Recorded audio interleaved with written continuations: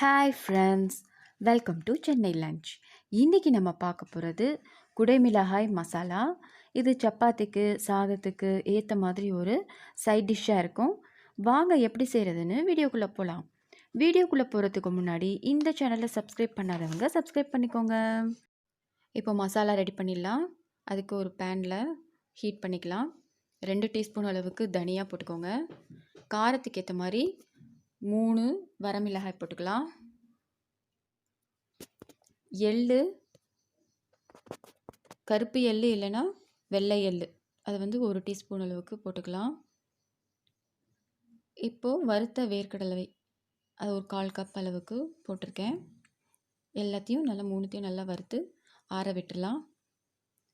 இப்போது தேங்காய், துருவின தேங்காய் 2 டேபிள் ஸ்பூன் அளவுக்கு போட்டிருக்கேன். ஈரம் போகிற அளவுக்கு நல்லா அதையும் வறுத்துக்கலாம். இப்போ எல்லாம் வறுபட்டுடுச்சு. இதை ஆற விட்டு அப்புறமா அரைச்சிக்கலாம். இப்போ ஒரு பேனில் தேவையான அளவு எண்ணெய் ஊற்றிக்கோங்க.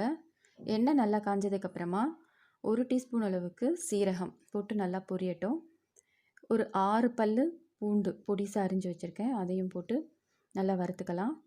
3 வெங்காயம், மீடியம் சைஸ் வெங்காயம் பொடிசாக அரிஞ்சு வச்சுருக்கேன், நல்லா வதக்கிக்கணும். வெங்காயம் நல்லா வதங்கணும். கொஞ்சமாக உப்பு போட்டால் நல்லா வதங்கும். கொஞ்சமாக உப்பு போட்டுக்கிறேன் நான். உப்பு போட்டால் சீக்கிரம் வதங்குங்கிறதுனால போட்டிருக்கேன். வெங்காயம் நல்லா வதங்கணும்.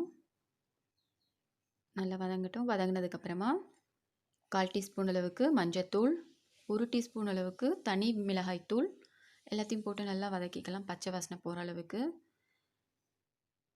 இப்போ குடைமிளகாய் 3 குடைமிளகாய், மீடியம் சைஸ் குடைமிளகாய் தான் இது, அரிஞ்சு வச்சுருக்கேன்.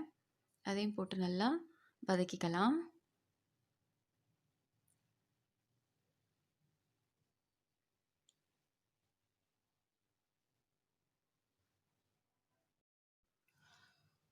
கொஞ்சமாக தண்ணி ஊற்றி தட்டு போட்டு மூடி வச்சிடலாம். ஒரு 5 நிமிஷம் மாதிரி வேகட்டும். இப்போ நல்லா வெந்ததுக்கப்புறமா அரைச்சி வச்ச மசாலாவை சேர்த்துடலாம்.